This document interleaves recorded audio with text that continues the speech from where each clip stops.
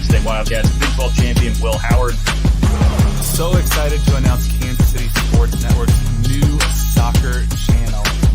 They're taking advantage of a look that they utilized earlier in the game to show the jet sweep motion.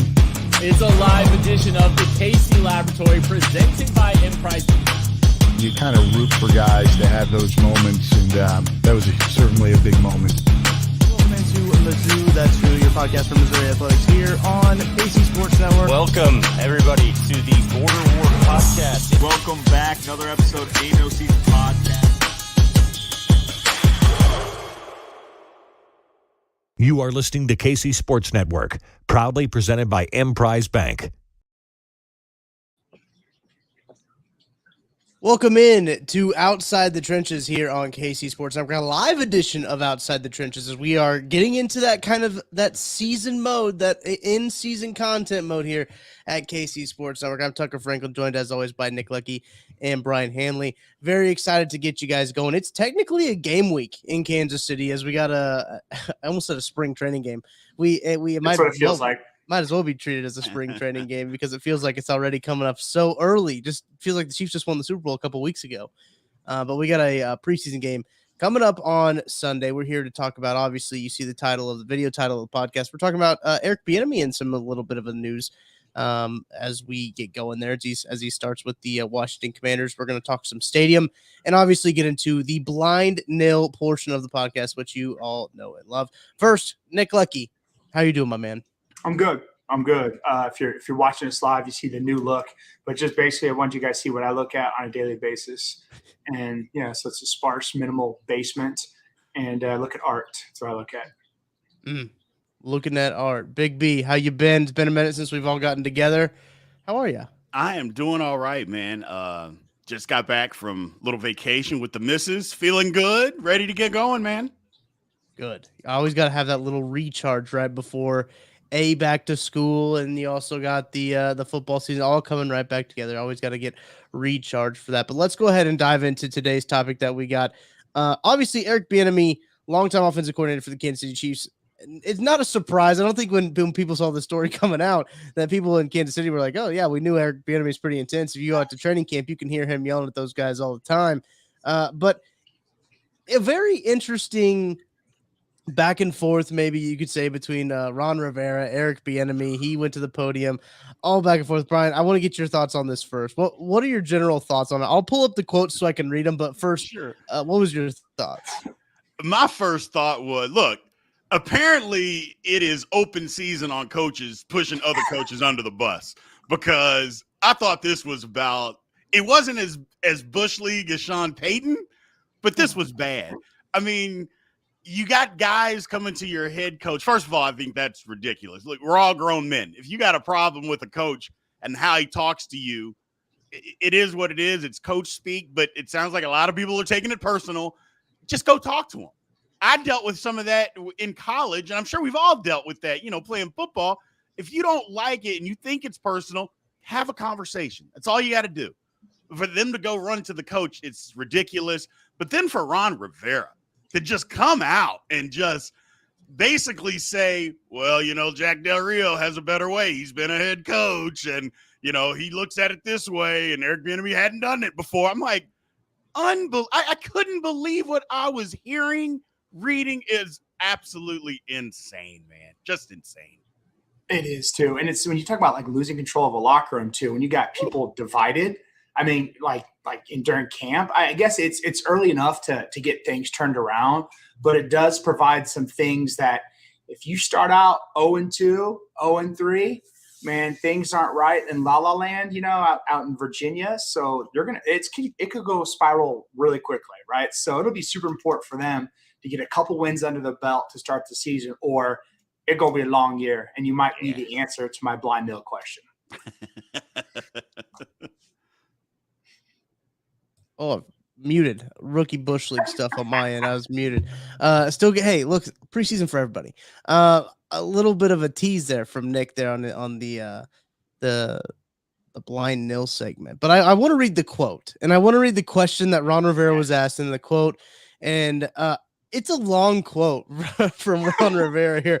He was asked, have players had to adapt to Eric Bieniemy's intensity and have any struggled with it at times? And he said, quote, yeah, they have. And one of the biggest things is I had a number of guys come to me and say, hey, just go talk to him. I said, understand what he's trying to get across to you.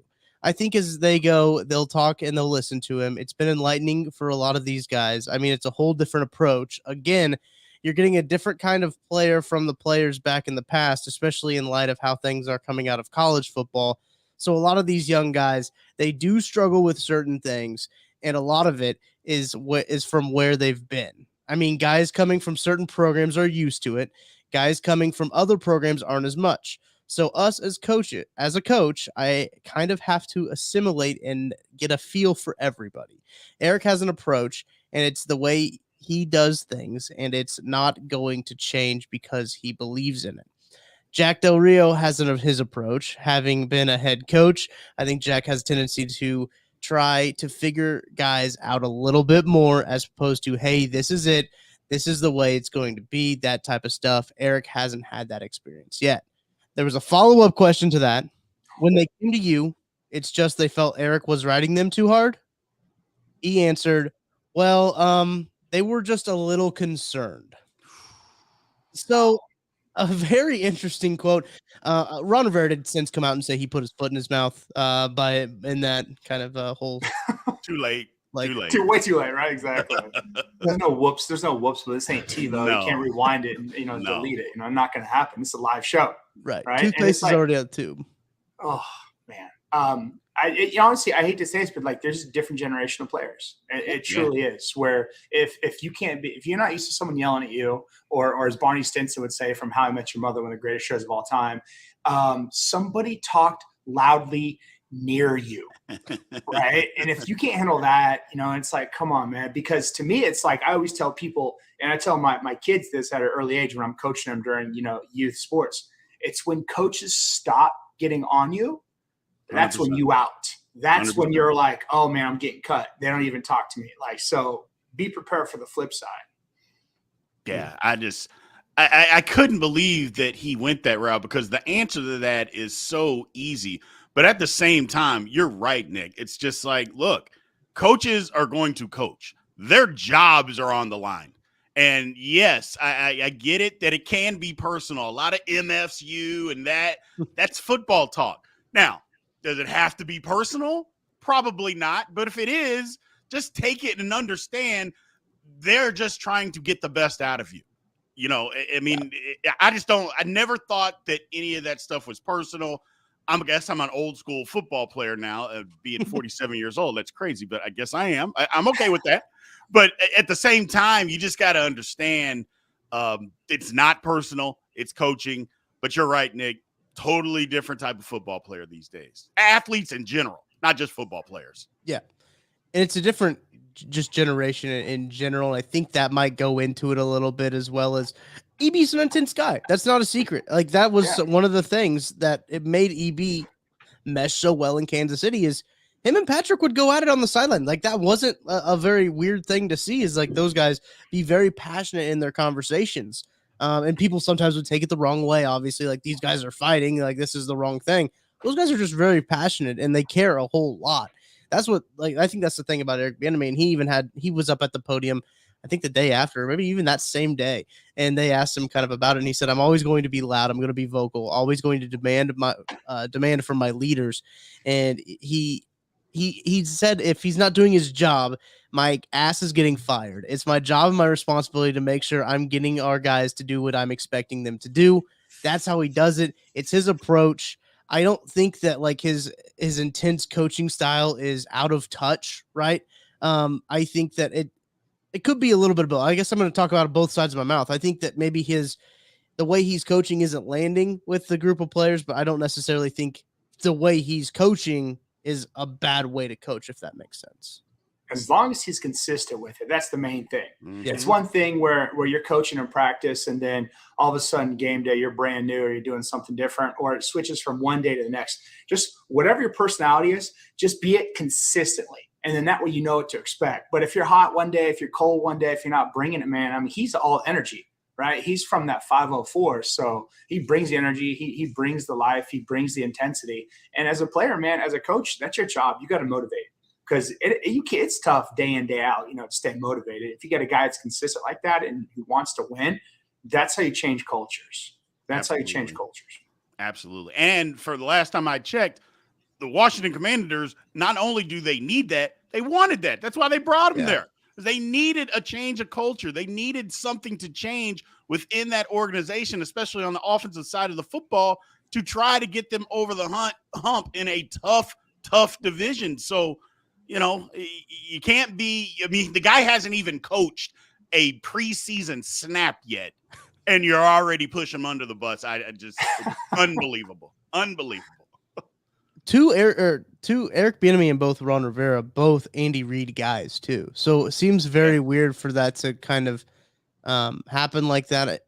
I think this year, especially with the Chiefs, it was kind of expected that Bieniemy was going to move on, whether that be a head coaching job if he did get one, or just go like he did to Washington to just prove himself as an offensive coordinator. It's kind of crazy that he has to do that. Personally, I think that he has to go elsewhere to try to do a job, but. Again, this could be this comment from Ron Rivera. Maybe this was keeping him. Maybe some teams were hesitant of his coaching style when it comes to that. Seems like an indicator of teams were not very keen on his intensity that he brings to these practices. And he yells at finish all the time. Like after every play, he's yelling finish at the running backs. He started as a running back coach, and I can remember hearing him out there yelling finish. And Chiefs camp, to be fair, they still do that. They still yell finish. They still are about that. But I think Bieniemy coming into an environment where they haven't much had that is definitely a disruptor. Big B, as you mentioned, that's something that they wanted to happen. So a very weird circumstance all around. And Ron Rivera was probably the last guy I anticipated to kind of throw Bieniemy under the bus, as I mentioned, because of both of those guys, Andy Reid guys. That's from the Andy Reid coaching tree. So very interesting topic, very interesting story going on with a little bit of Chiefs ties there too, with both of those guys. But Nick, I want to talk about kind of the thing that you wanted to talk about is stadiums are incredibly interesting now. Jacksonville's building it seems like a cathedral at this point, a futuristic looking stadium. Tennessee's building what they're doing on their riverfront, their waterfront area down there, pretty much where the same stadium is going to be. I think they're just kind of building kind of what they did with Old Bush, right? You remember they built around it and then they tore Bush down and then finished it out. I think that's what they're going to do there. But as I mentioned on one of our podcasts that we've done, I think prior, the AFC South will be the first conference with all domed stadiums, the first division, I should say, with all domed stadiums, which I find is wildly interesting. How do you think that this kind of impacts Kansas City's upcoming decision? The Royals are ready to move out of the parking lot at Arrowhead. How do you think this impacts what they do? Well, I think the push is that the NFL has so much monetized, the draft experience, obviously all the playoff games, everything like that. And then teams are seeing the 10x revenue that you can get for if you're hosting a Super Bowl. And if you don't have a dome stadium, right, where they can't control the weather, you're not going to get a Super Bowl. It's been stated loud and clear, right? So that's been the push, and retractable roof, no retractable roof, all this good stuff, but you need a dome stadium. And for a team to get that, every couple of years, man, that's a huge revenue stream for, the Kansas City market. So, they're looking at that. They're kind of using these as the bellwether gauges to see how they're going to build, how they're going to do it. And here's the thing, there are a couple of cities you think about, like Chicago has never had a Super Bowl in Chicago, but you can't have one there without a dome stadium. Next thing you know, they're talking about building a dome stadium. I just think Kansas City is one of those places. When they redid the stadium before, I thought they should have put a dome then. Yeah. I thought that was the perfect opportunity. And they talked about they didn't want to change too much of, the inner bowl. I'm like, well, what's a roof got to do with the inner bowl? I don't know, but I didn't understand that, but I get it. The cold weather is part of it. It's part of the, the experience for fans. It's also part of the home field advantage, in a December and January game. I get that part, but having a Super Bowl would mean so much to Kansas City. And unfortunately, they did it in New York and it was a catastrophe. It was 2 degrees. It was absolutely catastrophe. It's not even football when you're dealing with that. The weather's got to be good. I know that a lot of people say that that's not football, but look, we're looking for in the Super Bowl the best possible game and environment for the players to perform. And in that case, you have to be able to control climate, and you need a stadium for that, or a dome stadium for that. Imagine how good Patrick Mahomes would be in a dome. Think about that. You take the weather out of it, and he wouldn't have to deal with any of that stuff. That's the first thing I go to. I'll look at the splits for him in dome stadiums because I think it's pretty solid. I think he's been pretty good in his career in dome stadiums. But I think it's really interesting. I believe Sam McDowell wrote a story for the Star a couple of weeks ago about how the Chiefs do want to stay at the Arrowhead current location that they have, and they think they need another renovation. Obviously, they need another renovation there. It's one of the older stadiums in the NFL at this point, just with the history that they've had there at Arrowhead. And I don't think they want to really leave that spot either, just because of the history that they have there. But as I mentioned, the Royals want to skip that parking lot. They want to go downtown, so that gives them a little bit more room to operate there. But from Sam McDowell's reporting, doesn't really sound like they want to add a dome or they want to add a complex out there, a little another KC Live block down there, the entertainment types district. They're more focused on just enhancing what Arrowhead is already, and I think that would be a mistake. I think that if they don't this time around put a dome on Arrowhead, or just like put the little Sandy Cheeks from SpongeBob glass dome around it so you can avoid all the weather, if they don't do that, I think that's a mistake. Kansas City has become a spot where they have a World Cup now. They are a World Cup hosting city. They hosted the draft. They're hosting all of these events now. They're becoming a destination that I think the NFL wants to come to, especially with Patrick Mahomes, the Chiefs, the success of the Chiefs. Hosting a Super Bowl here would be a huge thing for the city, but the team as well. So I think it would be a mistake if they don't put up a dome. Well, and I would disagree, because I would say to host a Super Bowl 1 out of every 20 years. Yeah. Or to maintain December advantage, maintain, home playoff advantage in that cold weather. All the fans that I remember I was getting invited to games sometimes, so I don't have to rough it. But I was like, why are people bringing in cardboard to the games? I don't know. You have to step on cardboard and it keeps you warm during those cold weather games. So, but yeah, I like the idea of sacrificing a little bit of monetary stream over that home field advantage, because Soldier Field is a different ball game if the wind ain't swirling and it ain't cold as crap come November, December, right? I mean, that you lose your home field advantage and the Bears could suck even more than they already do, and that would be difficult for them. But who knows? Maybe you guys can tell me differently. Maybe I like what you said about the KC Live. How would that be for concerts down there? Yeah, it could be interesting. I agree. Go ahead. I agree with the whole home field advantage thing. And and I definitely agree with, how often they would have it, because, all these upgraded stadiums and stuff, it's going to move around. I mean, even Kansas City, as much as we love it, it's not Miami. It's not Houston or Phoenix or New Orleans. It's not those cities. They're going to get it it seems like every 4 years. One of those cities is going to get it. So it's not like it's going to come to Kansas City every 5 or 6 years. That's not going to happen. So, the home field advantage means a lot. It absolutely means a lot. So that might be more important. Before we hit our first break, I want to read you I found the splits for Patrick Mahomes in dome stadiums. He's played 8 games there, and he's won them all. He's 8-0 in dome stadiums. He is 215 for 338. That is a 63% completion percentage. Just over 2,500 yards, 19 touchdowns, 2 picks, QBR of 103. So he's been all right. He's been pretty okay in domes. 312 yards average. Yeah, pretty good. Wow, pretty good. Solid average. That's like your career best. And that's just his average, right? That's a domed average. That'd be wild.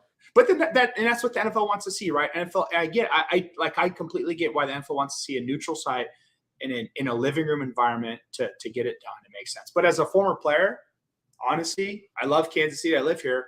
I don't want to come here in February. No. I want to go to Arizona. I want to go to Miami. I want to go to LA. Build another stadium in San Diego again. want to go to San Diego, right? Make it a adventure for the players. Yeah. I agree wholeheartedly. Don't want to come here in February. No. Don't want to do it. Makes sense. All right, let's take a break. When we get back from a break, we're going to get to know Big B a little bit better. We'll be right back after this. Thanks for listening to KC Sports Network. Make sure you download our new app. Find it on the App Store or Google Play. Just search KC Sports Network. Here on KC Sports Network, this is Outside the Trenches, presented by our friends at Five Farms Irish Cream Liqueur. Listen, it's not quite fall yet, but once it gets fall, once it gets that tailgating weather, Five Farms is the perfect thing to put into your coffee for those 11 a.m. kickoffs. If you're going out to a K-State game, if you're out at any of these 11 a.m. kickoffs, where you got to face, and I think Mizzou plays, well, they play on a Thursday against South Dakota to open up the season. Listen, you might need some coffee on a Thursday to kick off your season against South Dakota. Use that Five Farms there, or that Irish Cream Liqueur. It's good stuff. But all right, let's get to know Big B a little bit better.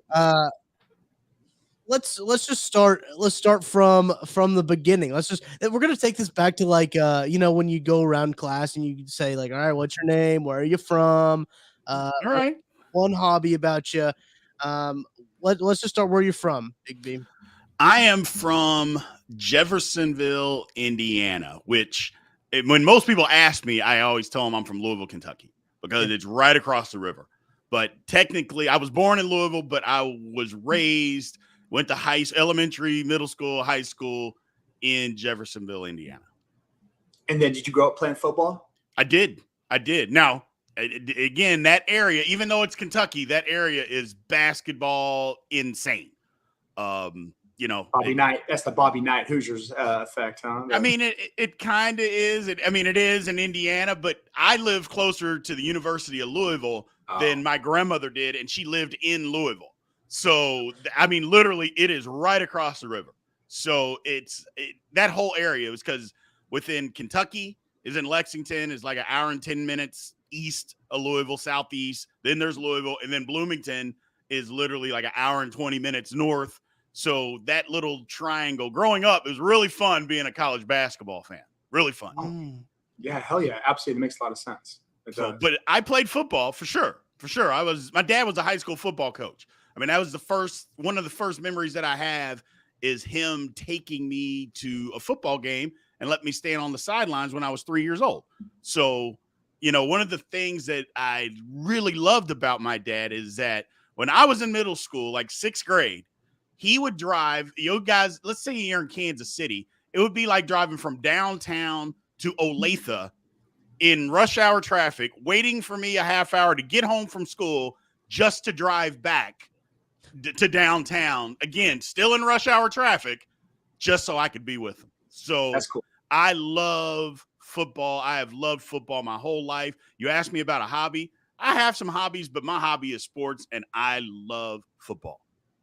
That's awesome. Yeah.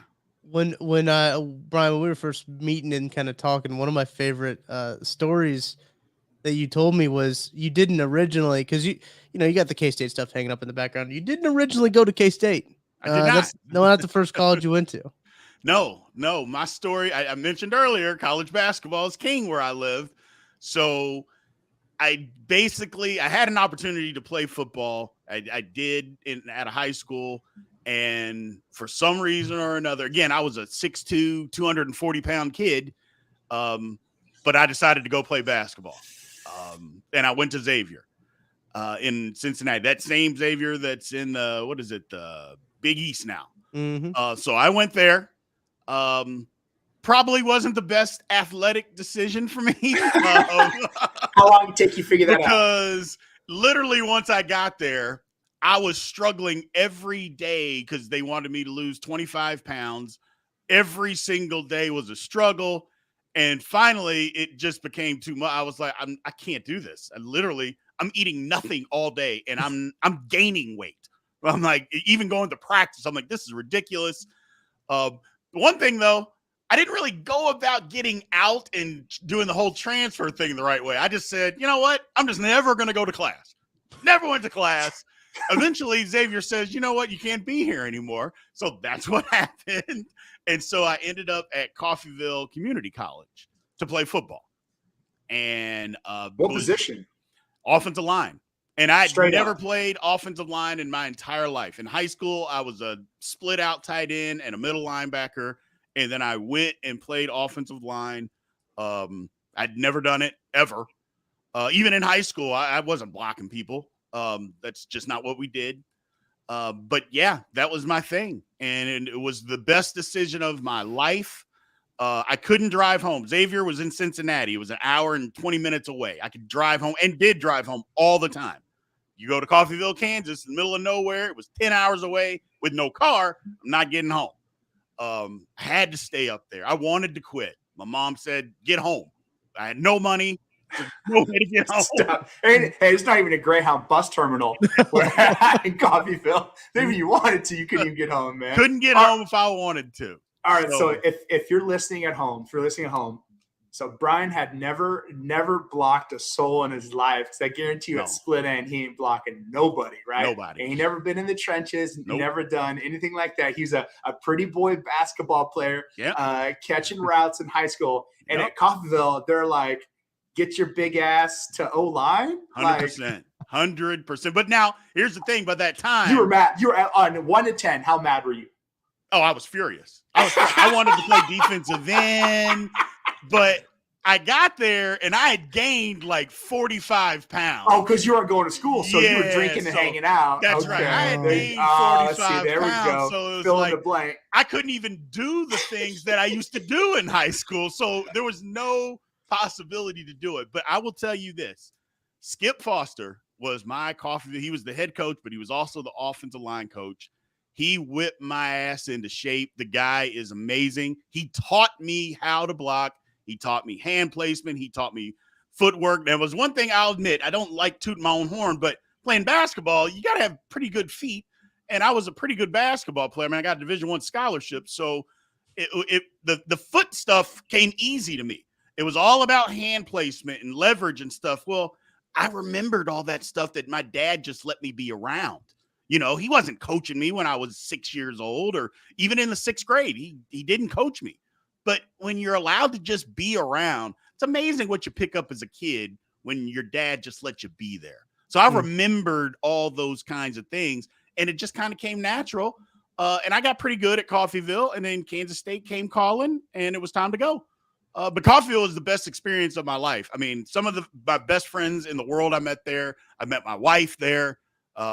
It's the best experience literally of my life. It made me a man because, again, I couldn't go home, had to grow up. I was a spoiled kid before. And when I left Coffeyville, first of all, I was older. I was 21 and I was an adult, knew what I wanted. And it's best decision, forced decision, we should say, that I've ever made in my life.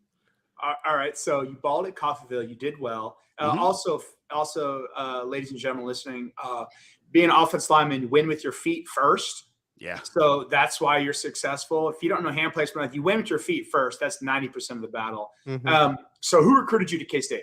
Were you recruited, pretty heavily recruited, or were you a diamond? Yeah. No. I had some choices because, again, at high school, I had some choices. Yeah. So I was sent to Coffeyville by Tennessee, and I was all set to go back to Tennessee. But then when it came time, I went on my recruiting trip, and they had told me, hey, man, we're losing 4 offensive linemen. We need you to come in. Well, just a quick little search turned out they were losing 1 offensive lineman. The guy that was going to replace him had played half the season the year before because the guy got hurt. And I'm like, well, wait a minute. That doesn't make a whole lot of sense to me. And then Kansas State, I got recruited by Larry Kramer. Yes. And you still went. I still went. I actually had a really good recruiting visit there. But Dana Dimmel was also, he had taken the job. I can't remember where he went. Wyoming. He had taken the job as I was being recruited, but he still recruited me hard to K-State. And he was like, look, we want you to play left guard. That's what we want you to do. We're losing some guys, but we want you to be your left guard. I was a left tackle at Coffeyville. He was straight up with me, and I just said, I've done this college thing. Most people don't get second chances. I was fortunate enough to get a second chance. I said, I've had success in Kansas. I like Kansas. I like Kansas State. I'm staying out here. Now, the lady that turned out to be my wife, she also happened to live not that far away, so that made my decision a little easier. But at the same time, it was just, hey, man, again, I've seen too many people, and we've all heard stories of people from their hometowns that don't do anything, and they had all this talent, and I'm like, I'm not going to be that. I'm not going to be that. I'm not going home. I'm going to stay out here and do my thing, and it worked out for the best. What year was that? 1997. I went to the spring of 97 is when I went to K-State. Okay, so you enter. So you come in first camp, and you're like, "What the hell did I just sign up for?" Yeah. Well, when I got there was like 3 in Coffeyville. For some reason, it never snowed. It never snowed there. I go to Kansas State. There was like it wasn't like a foot of snow, but it was like 8 inches of snow. When I get there, I'm like, "Oh my God, what is going on here?" Now, again, I'm used to snow. Where I grew up, there's snow all the time, but I'm like, okay, walking to class, this is different. But it was okay. But yeah, 97, the speed of the game, it took me a minute during spring ball to figure that out. Because as much as I love, Coffeyville Community College, it's glorified high school. That's all JUCO is. It's glorified high school. Well, with some sick athletes. That's right. Yeah. That's right. Well, at K-State, it wasn't glorified high school. So it took me a couple of practices to figure out the speed, and guys were huge. And I said, okay, well, this is kind of what we got to do. My position coach was Mark Mangino, kind of what I was talking to you about earlier. Mark Mangino was a cusser. Yeah, he was. Yeah, dog cusser, hit you with the whistle. Yes, all that. He was in your face, and that's what I mentioned earlier. Is like it was about the 4th practice, and I just went to his office and I said, hey, look. I'm an adult. I'm a man just like you are. I get the difference between coaching and humiliation. If you want to coach me hard and scream at me when I make a mistake, I'm all for it. Coach me up. Teach me what to do. But when you do that and you're starting calling me names and doing this, and this, I go, that's not coaching. And I don't respond to that because my father was a coach and I knew the difference. Yeah. I go, so just treat me like that. Don't treat me differently, but don't try to humiliate me because, again, I'm an adult. Just treat me like an adult. I can handle it. And he never did it again. He literally understood. Now, he coached me hard.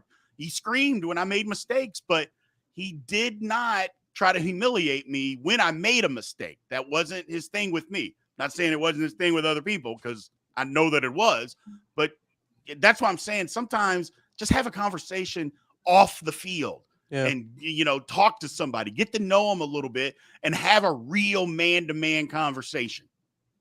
So you have success. So did you start in 97? I did.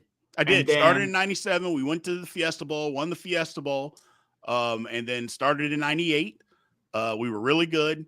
We had a bad game against A&M. Let's not get into that. And then, after that, I had an opportunity. I'd kind of had a little knee injury, but let's just call it what it was. I wasn't good enough to play in the NFL. Just because you start 2 years at a really, really good school, and K-State, we were really good in 1997, even better in 98. That doesn't mean that you're able to play in the NFL. It does not mean that. And I got there. I got to Cincinnati, and I just wasn't good enough. And I think when I found out that I wasn't good enough, I'm like, you know what? It's time to do something else. Because I know some guys chase the dream. I'd seen it, and I'm like, I'm not going to make it. It is what it is. I get it. It's time to do something else with life. I like that.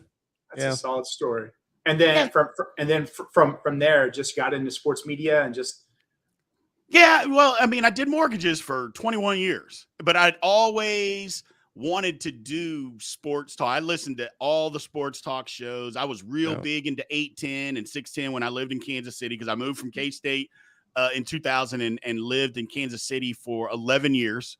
I listened to all of those shows, had a great time in Kansas City, and then moved to Dallas. Well, moved to Dallas, was that it was 12 years ago, so it's 2000. Huh, okay. Or 2001. What? 2001, we moved to Dallas. 22 years ago. Oh, yeah. 2011 is when we moved to Dallas.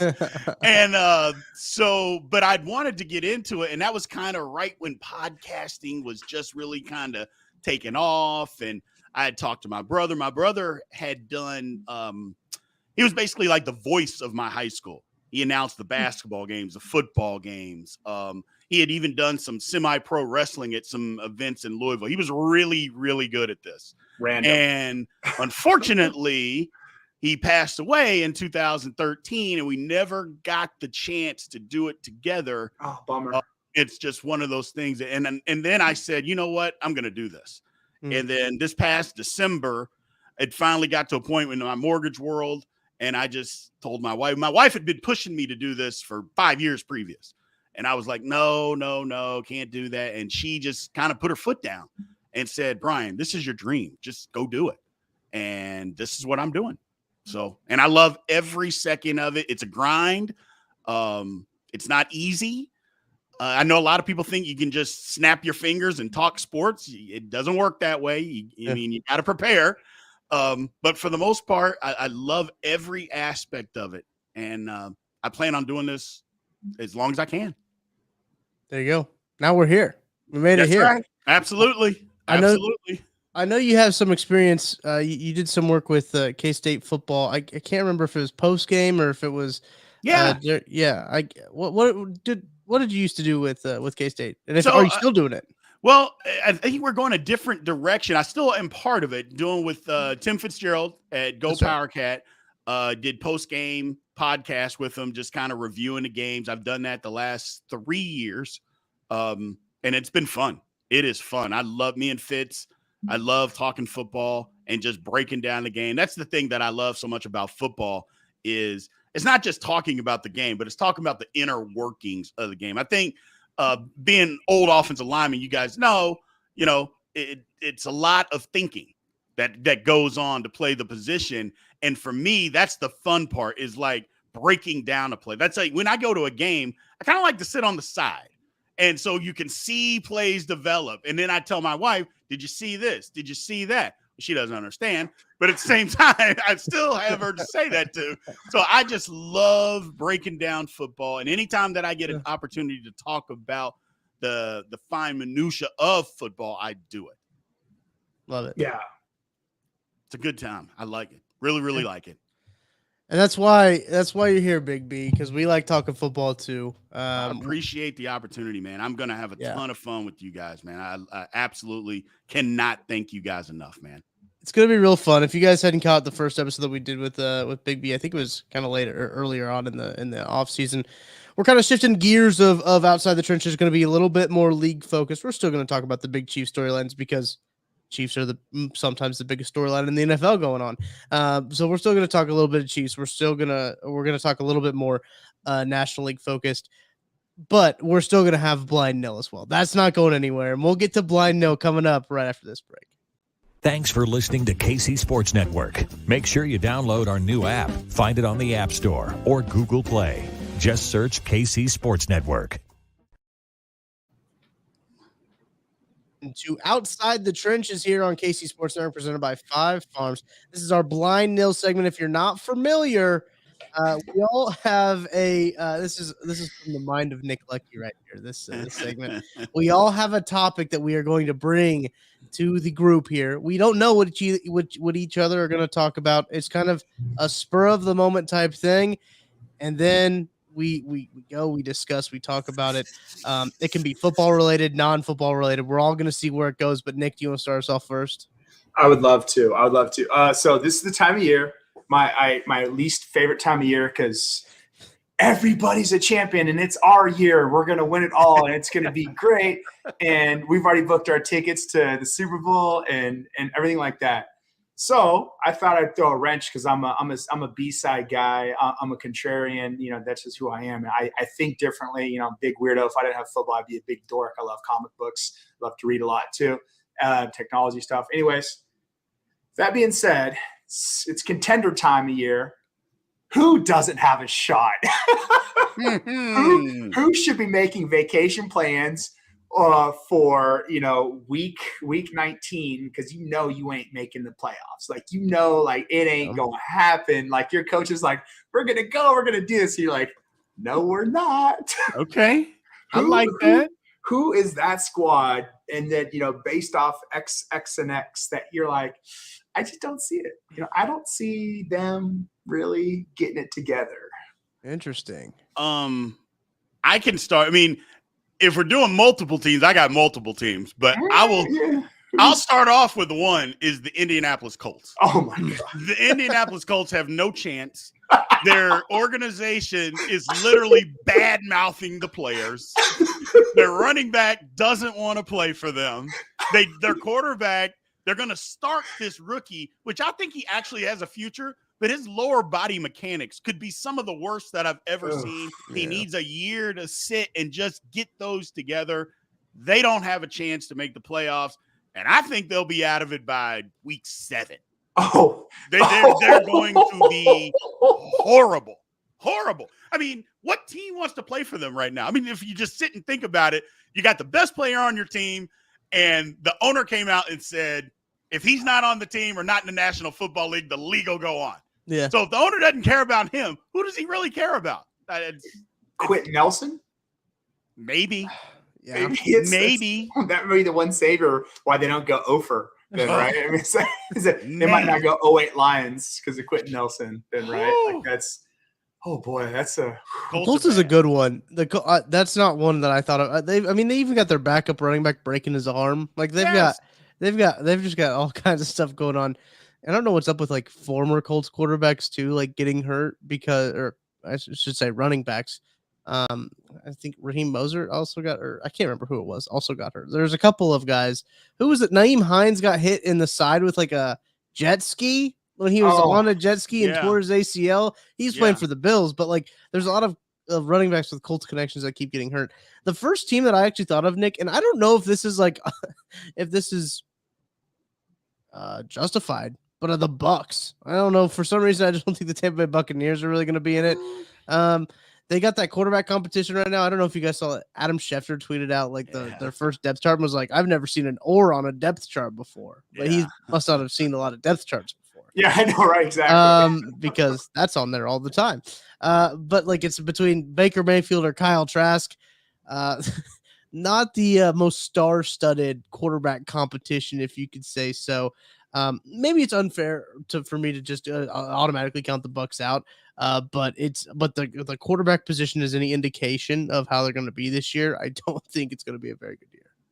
Their one benefit though, they got the Panthers, and then the Saints. I mean, you're not going to be as bad as Indianapolis. Falcons, so far. Oh, I forgot Falcons had a team.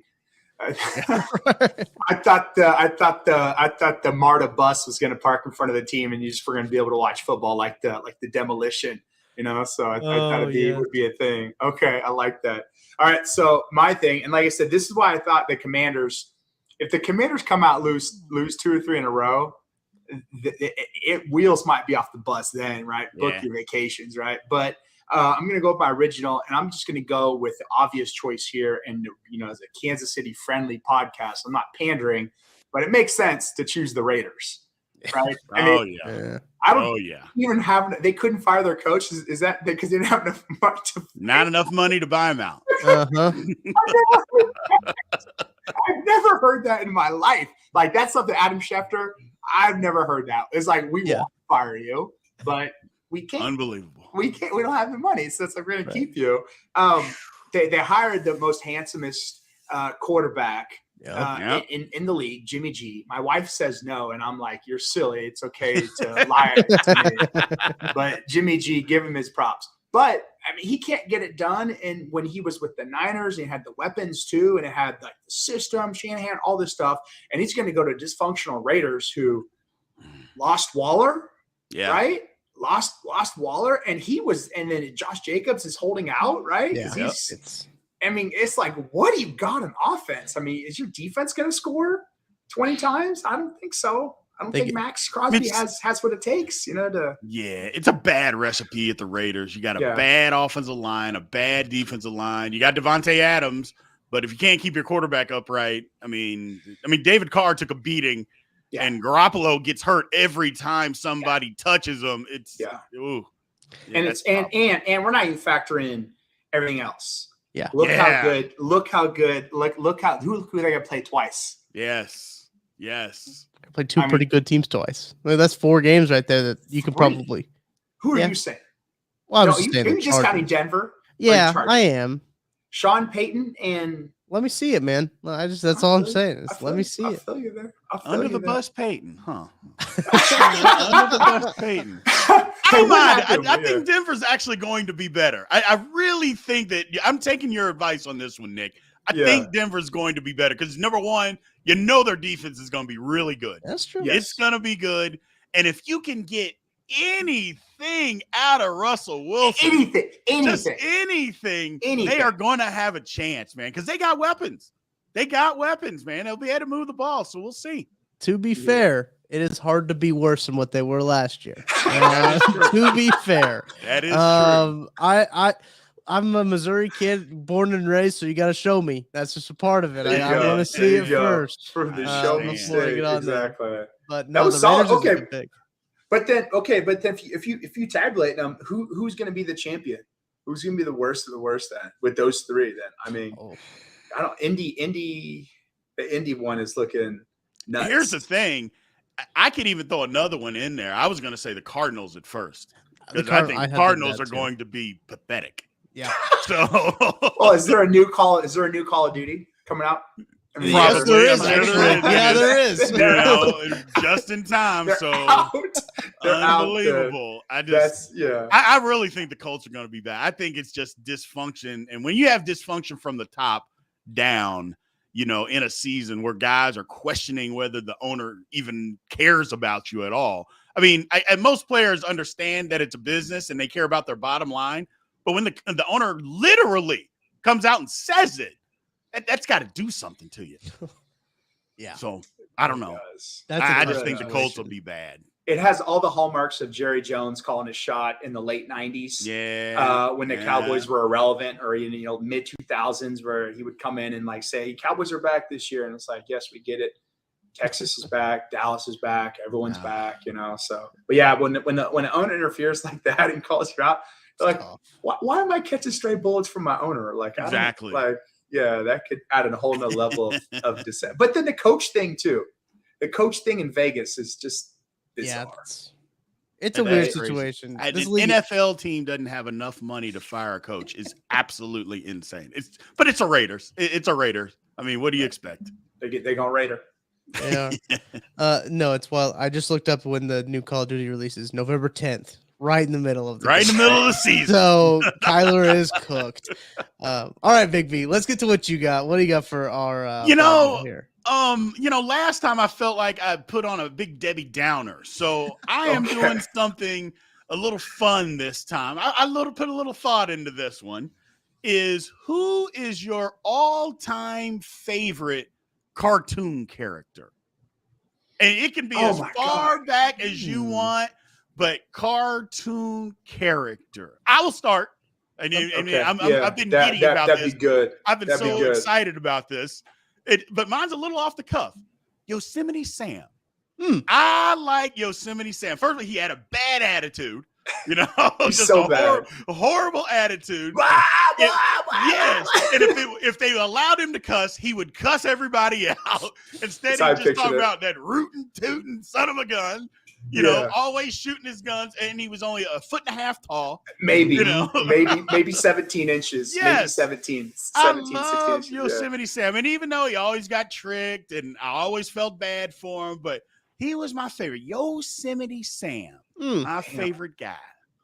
So we're so cartoon characters, right? Yeah. So you could say SpongeBob. You could say absolutely. Oh man. See, there's so many to pick from, where I'm thinking do I go iconic? Do I go new school? Do I go, does it have to be on TV, or can it be animated, or it can be like comic books, or, that's my thing. So let's go that same realm.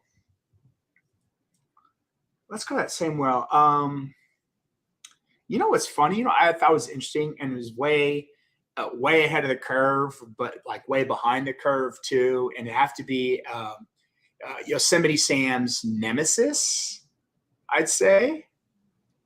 I don't know. I don't want to be too cheesy though. It's a really good one, B. Listen, I think for me, especially in the era that I grew up in, I was born 1998 was when I was born. So what the wheelhouse was for me growing up was SpongeBob, and like that was the big thing in the 2000s was SpongeBob. That's the guy that everybody watched. And I was trying to think of like even more. I watched a lot of Tom and Jerry too, like on the Boomerang channel. And those are always good cartoons.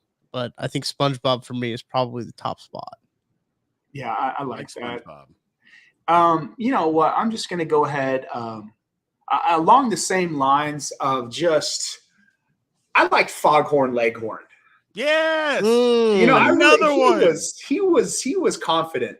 He was. Foghorn, and he had the I do say now come over here now and he'd smash anything, right? He was this tough guy. And then would he battle the sheepdog or was that someone else? I don't know, he did. But no. And he so did. like, yeah, and I just like Foghorn Leghorn. Like he's just standing upright. Like he looks like a man in a chicken suit. That's right. That's how I drew him. There was no motion of like, being a rooster or whatever. He was upright the whole time. And he reminded me of like any old like high school coach. And it was just funny to me. His vernacular, his mannerisms, it was funny. So Foghorn Leghorn. I wanted to say Bugs Bunny. Because Bugs Bunny was just the ultimate rascal, and Bugs Bunny should dress up in drag back in the day, right? Like nobody said anything. No, he sure did. He sure did. Right? So I mean, like you do that now, he's getting canceled or something. That's right. Like, but it was cool, and we were cool with it because Bugs Bunny used to cross dress. Absolutely, no big deal. And it was like, all right. So there was like that's the element to me. Looking back, you're like, man, it was ahead of the curve cartoons.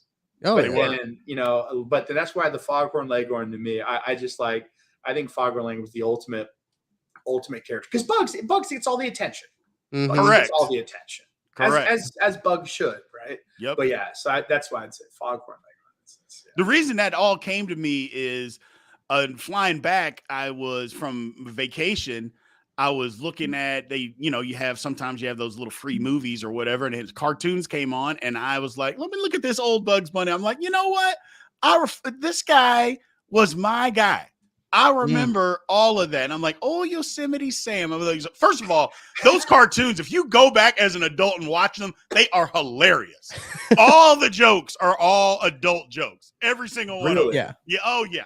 Yeah. They are all hilarious. You're like, oh, wow, I can't believe they said that. I go, I was 8 years old and I didn't get it. I get it now. It's hilarious. Yeah. So it is great. And the propaganda too. Yes. Like the country propaganda, the Russian, the Asian propaganda. There's a lot of propaganda, those things there. Yes, there was. Subversion. But you're right. If you want to talk about the coolest, I think, yeah, you're right. Yosemite Sam. That was a good one. It's a good one. Yeah, that is a really good one. That's a really good one. He's a man's man at 2 feet tall. I was a big Space Jam guy when I was a kid. The OG Space Jam. So I used to watch that. Yeah, I used to watch that OG Space Jam on the VHS all the time. So all of those cartoons are very well ingrained in my memory. But kind of on the same vein is the what I kind of had my my blind nil about, because I thought about this, in the NFL, they have these playoff games and they do these other games on Nickelodeon, right? They've been doing these Nickelodeon games. Love those. So I want to know from you guys, this is my blind nil. What other channel would you love to see an NFL game broadcasted on? It doesn't have to be necessarily like a traditional one that you think what kind of twist would you want to see put on an NFL game? I'll tell you straight up. I miss Dennis Miller on Monday Night Football. Like he was funny, so far ahead of the curve, right? Yeah, and it's like he brings this like Frasier-esque element to NFL football, and we just didn't get it, right? Correct. We were too young back in the day to get Dennis Miller. So have like I don't know, Jon Stewart or someone who's a big NFL guy. So like Comedy Central that'd be Comedy Central. Like I don't know, but yeah, probably. I like the idea of having like a smart comedian up there like talking football. Like I think it'd be fantastic, to have that. This is something I thought about. I'm like, he got panned, but I'd honestly rather have that than Troy Aikman. Is he doing Monday night? He's Monday night. Him and Joe Bucker are from they went from Fox to ESPN, but they're doing Monday nights now. Yeah. I know that's sacrilegious to say I'm from Dallas and not like Troy Aikman. Just from an announcer standpoint, I think someone bring some enthusiasm, right? Bring some Yosemite Sam. Do Yosemite Sam. But honestly, you can't go that. I actually watch. I look forward to those games. That's the only reason. Only Thursday night game I've ever purposely watched was the ones on Nickelodeon, like where they have like the splash zone. Because I remember all that stuff, right? You get the green slime, you get the whatever, and it's like the graphics are great. They have a Double kid Dare. announcer. Double Dare. Oh yeah. Oh, Absolutely. great show. What was the show they did with the Temple? Temple Run. That was the iPhone game. No, they did it after that. Mayan Madness. Yeah, it was something like that. I can't remember. I remember I loved Double Dare. That was great. It seemed like they always had to find a flag out of like cake batter or something like that. Hey, you find a flag, put it in your shirt. Yes, right? yes. The 80s were wild, Just absolutely wild, right? You got 12-year-olds putting flags in their shirts, looking for stuff, and the host is OCD, like big time. So you have all this chaos. Tucker, do you have any clue what we're talking about? I've seen Double Dare before. Yeah. Okay, cool. So okay, cool. Yeah, all right, gotcha. Just double check it. Okay. For me, I don't know. That's a great question. Give me the Hallmark Channel. Let's do something soft and see how it goes. This big, tough football game. And let's get some people from the Hallmark Channel that have been in some movies and let them announce football and get them out of their comfort zone. And not do it as a Hallmark. Do it as somebody tough and mean and crazy. A character. Yes. A tough character from a Hallmark Christmas Absolutely. special. Absolutely. I think that would be wonderful. It would be hilarious. Give me the Hallmark Channel, man, and get people out of their comfort zone. People tend to be a little bit more real when they get out of their comfort zones. It's true. Absolutely. Well, and I've always told my wife, I want to be an actor, but I want to get in the Hallmark movie, the Lifetime movie cycle, right? Oh, yeah. Where like maybe you've seen me before, but you don't know my name, but you've seen me 1,000 times. Right. Yes. And I'm just this typecast character that you see in all the Hallmark movies. Like I could be like the boy from hometown who girl moves back and is fighting the big city boyfriend who doesn't care, but I'm the hometown boyfriend who cares, and I win her heart back because I help her rebuild Christmas, or I save the local toy factory from being shut down by New York money. There you go. There you go. I love the feel of Hallmark movies. Yes. It's going to end well. It's like a snow globe. Nothing happens outside of it, right? Nothing. Oh, the flight's delayed. Oh, it's canceled. What's going to happen? I don't know. Feel goods, though. Feel goods. It's weird because when I get in, my mom comes in town and they turn on her and my wife turn it on at Christmas time. I'll get into it. Yeah, and even though it'll be 75 100%. Movies, it's the same people in every movie, and I don't even mind. I literally don't mind at all. I just, he's doing something different, playing the same type of character, but a different name. Okay, I get it. I love it. Yep. That's a good I'm wild. one. I know. I'm crazy like that. I get into it, man. I get into it. See, that's a good one. My thought was like maybe Bravo. You know how they do those Bravo reality TV shows, doing some like reality TV type, the trash TV. Oh yeah. And then the other one too is like the Jersey Shore MTV era of just like putting an NFL game on there would be quite a deal. But I think reality TV, you get some reality TV stars. I think they did a DirecTV commercial about that even too, about Real Housewives and mixing it with football. I think there's some legs there. Well, it'd be a bunch of mistakes. There'd be a bunch of cussing going on. Yeah. Be a whole bunch of drinks would be involved. People would be drunk by the middle of the second quarter. I love it. Love it. That might be the best. That might be the best. Like maybe you got to put it like on like I don't know where it's like a non whatever channel where you can curse. Yeah, Right? absolutely. And Maybe it's the second Monday night game on the one, right? On that one time where they do like the second Monday night game and they just put that on. I would watch that. And if I would just love real talk, like everything and just tangents, right? Just tangents. And I think that'd be fun. I think there's a lot of Bravo people you could do.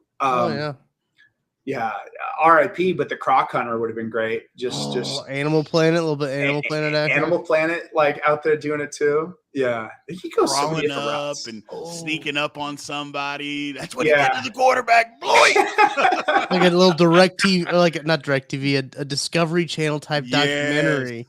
Oh, the guy in the low voice, Planet Earth type stuff. Yeah, it appears that Patrick Mahomes is waiting in like a stalking line to go back there and throw something. Yeah, that'd be good. Yeah, that'd be really good.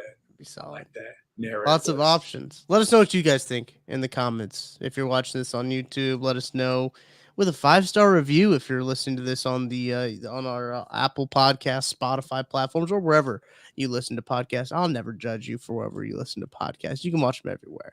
But we really appreciate you guys listening all the way to the end of the podcast. Got to thank our friends at Five Farms Irish Cream Liqueur for sticking it out with us to this football season. Make sure to go check them out. Hey, talking about Hallmark movies, you know where they have filmed Hallmark movies? In Weston, Missouri, where the Five Arms Irish Cream is bottled and takes place there. Our friends at Holiday Distillery, right in the thick of all of those movies up there. So for Nick Leckey and Brien Hanley, I'm Tucker Franklin. We will talk to you guys next week on Outside the Trenches.